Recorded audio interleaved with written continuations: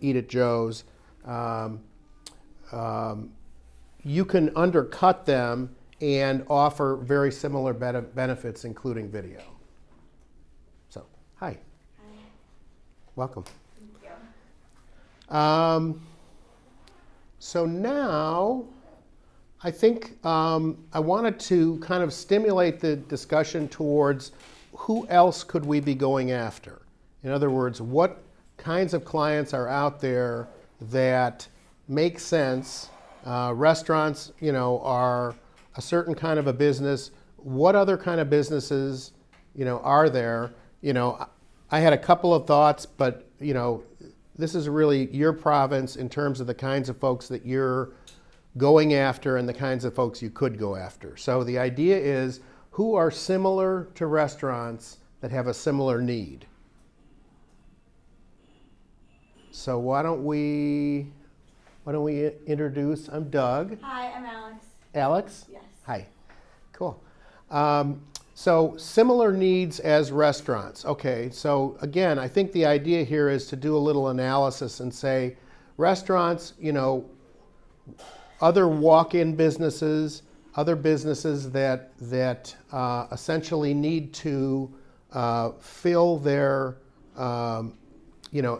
their tables or their places. So I'm gonna start hotels,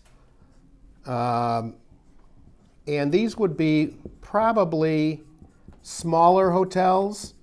I'm gonna say local.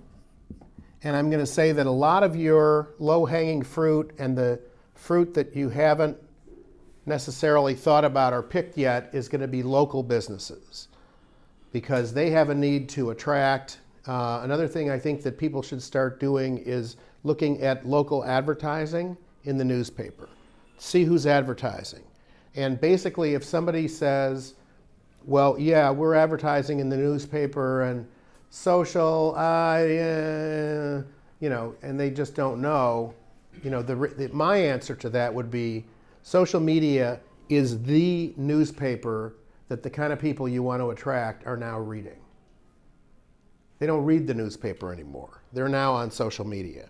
And you're missing a whole huge audience of people that you could be bringing to your restaurant or your hotel or your art gallery. I think art galleries would be interested in that because they also depend upon walk-in traffic. So let's get some other ideas. I was targeting car dealerships the other day. Okay, car dealership is perfect. They need people to come on in, and so again, one of the things that makes life easier is if people have a high-ticket item that justifies your services. Jewelry. There's a funny joke from Saturday Night Live, but I won't say it, about jewelry. Use our imaginations. Yeah. You'll lose your basketball team, man. Yeah. So more ideas about that. So foot traffic and a higher end, in other words, so what is it about a restaurant or a hotel? They have seats to essentially fill, and if they don't fill them, they make no money. So basically, they're spending money and they need to essentially make their costs. And social is great for both of those. What about sports teams? I mean, they obviously have social. They may not be doing video. So let me hear from you. You guys are the social experts. I'm the talking head. So ideas?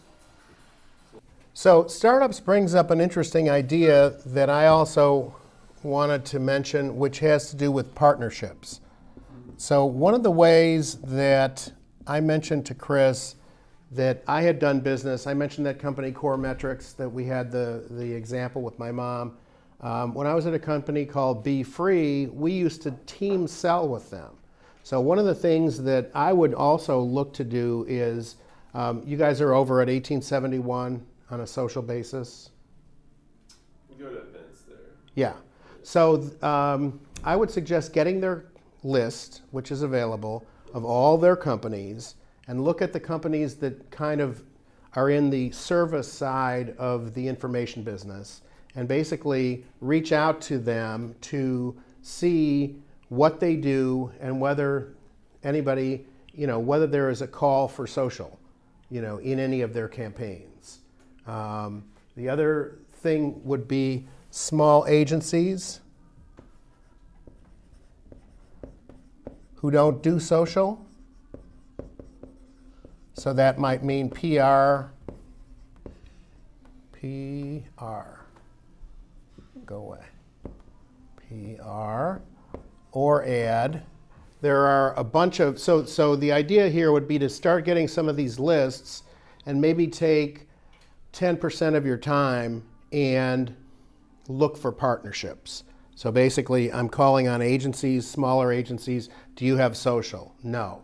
Well, bring us into your next social deal, and they get maybe, Chris, you can figure out what they might get. You might say you can get 20% of our billings.